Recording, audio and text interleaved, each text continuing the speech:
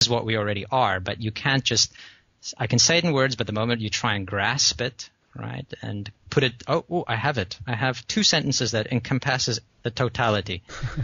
The moment you have that, it sort of slips away. Yeah. Because it's not that sentence. It's what that sentence is pointing towards in that very moment, which is your true nature, which is, this moment right now where me and you are talking and having this experience. And,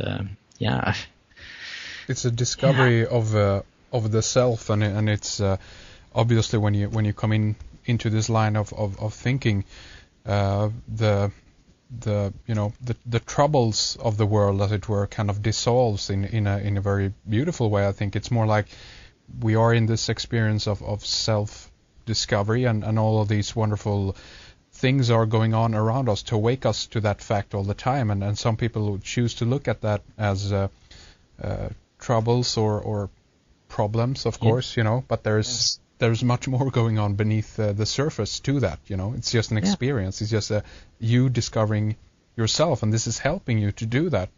And I think it's an important point of view, if you will, especially when we're, because with heightened awareness, with increase in consciousness, a lot of,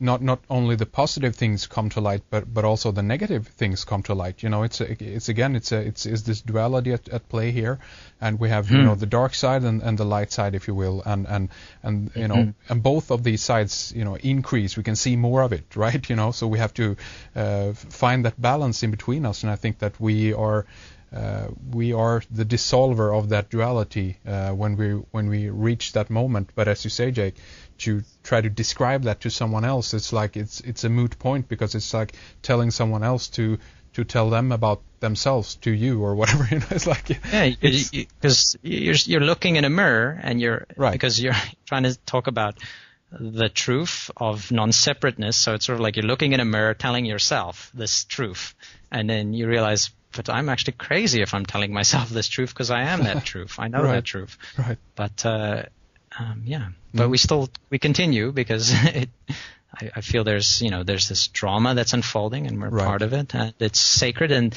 the entire totality of everything that is existence, the whole universe it takes to create any given moment.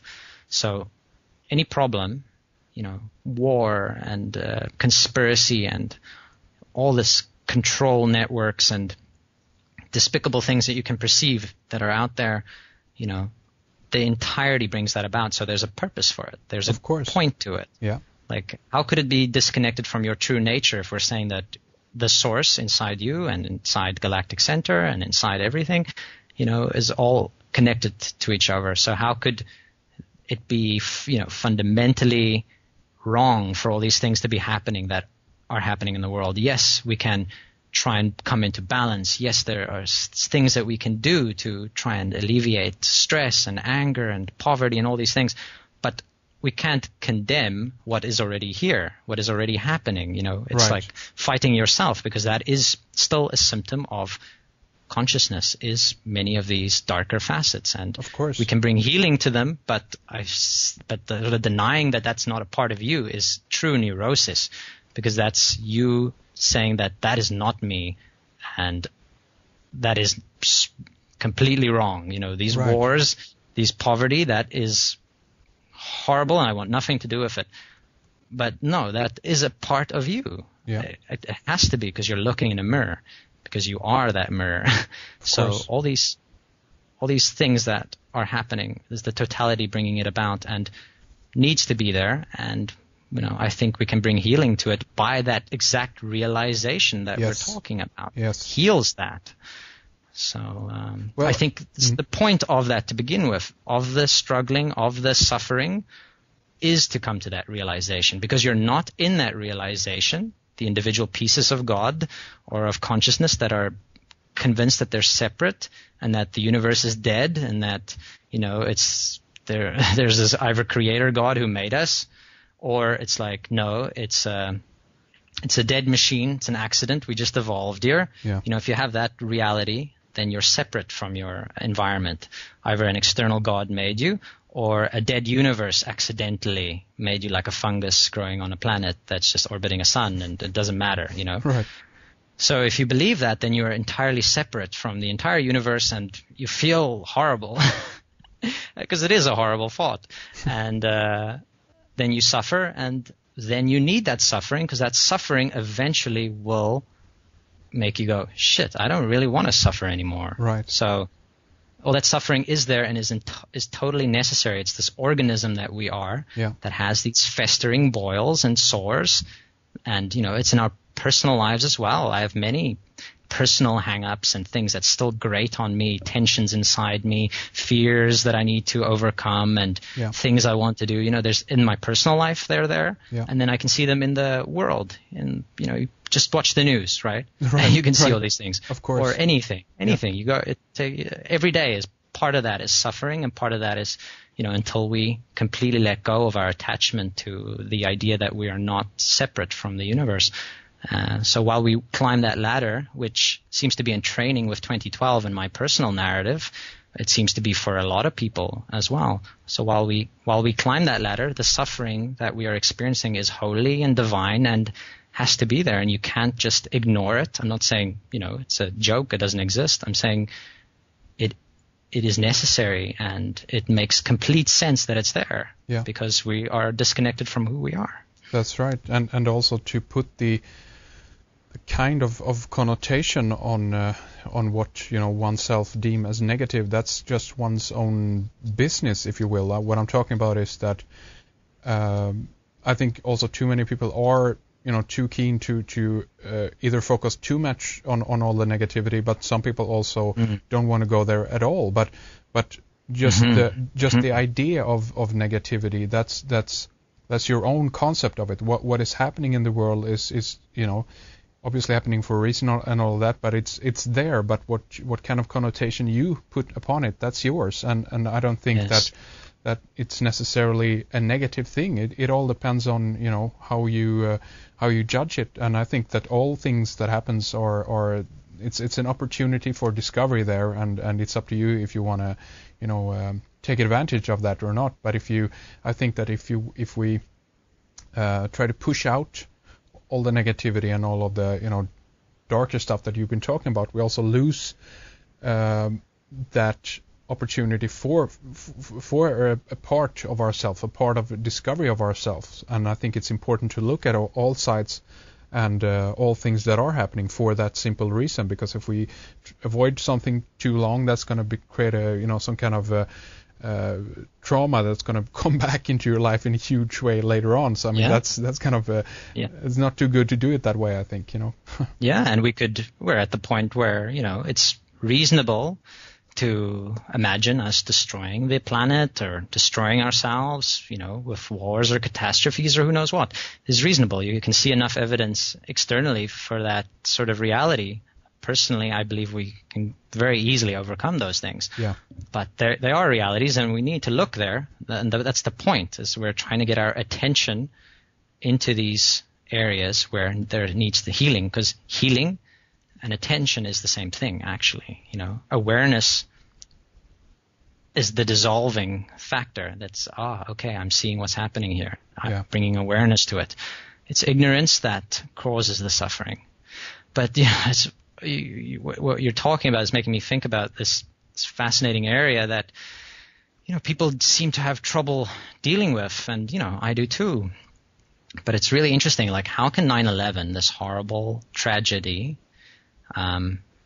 that seems to have the possibility of all these conspiracies connected to it, and forces like dark forces, using this event, this conspiracy aspect to the whole thing, groups using buildings in a ritualistic fashion. Maybe that was that way, maybe it wasn't that way, I don't know. Or Obama becoming president, is that a dark thing, or Eckhart Tolle, he's on Oprah Winfrey. Is that a dark thing? Like, right. Is there these dark facets to this consciousness growing? What's happening there? Yeah. And it sort of feels to me the amazing thing that's happening in front of us. I was asking Jim this the other day. What do you think about Obama? Because there's two camps, right now. It's like, no, he's part and parcel of the New World Order, thick as thieves with them, and this is just the newest facet in the elites game to enslave the planet, right? Yeah. Clever, because it's disguised as this savior figure and this amazing like thing that's happening that nobody could have seen coming. How has this wonderful thing come about? Or, is it this horrible thing? Or is it this amazing consciousness is actually waking up? And Obama is a symptom of that. We have a guy who could become president. He's black. He's totally, saying all these wonderful things and whatever, so there's these two forces. What is it really? Is it the New World Order conspiracy? Is it the Illuminati's newest trick? Or is it this amazing consciousness waking up? What's the truth? And Jim said, and the thing is both. It's both, Right. Yes, there's footprints of Illuminati type forces in 9/11, and yes, there's footprints of Illuminati type things in all these matters that we're discussing. But that's really the point, It's that there's these two forces working together, and maybe the individuals who are participating in these conspiracies aren't aware that they're part of the good side while they're part of the bad side. Maybe they're not. But consciousness, which animates everything, is beyond all these forces that could possibly be there, right? Any sort of conspiracy, or I don't care how ancient or diabolical or embedded into the fabric of everything it is, it's still part of the totality, which underneath is always pure, is always, beyond good and evil, and not in a sort of Nietzschean, Hitler way beyond good and evil. I mean, pure, like a plant that grows, a pure thing, like the beauty of staring at the stars at night, and not making up an idea about it, just sort of in awe of the mystery. That mystery is still at the core of everything. Yeah.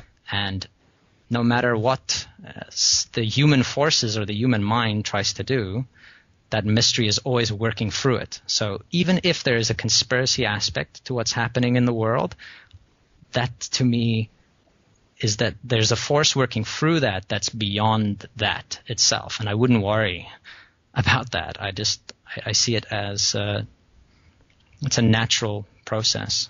So. That's I think that's a healthy thought, and it's a very kind of a much needed perspective to bring into your worldview in that sense. To have I'm all for kind of immersing yourself in information, whatever it is. I'm not in any way kind of want to prohibit someone to go into an area or seek into an area. I think there's too much of that going on in a way. It's too much.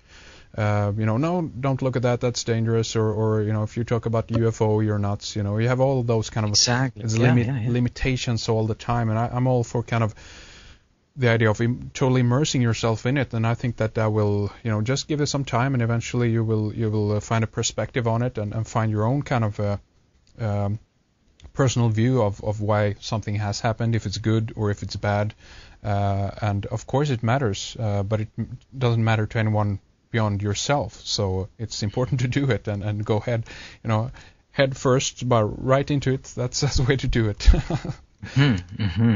But anyway, what I would like to do, Jake, is if we begin to round things up here for this time, I want to talk a little bit more about your blog, of course, how people can find that and so forth, but also if you have any future plans, as it were. Do you have any like big posts upcoming, or any videos, or any other thing that you're kind of looking forward to doing on the website?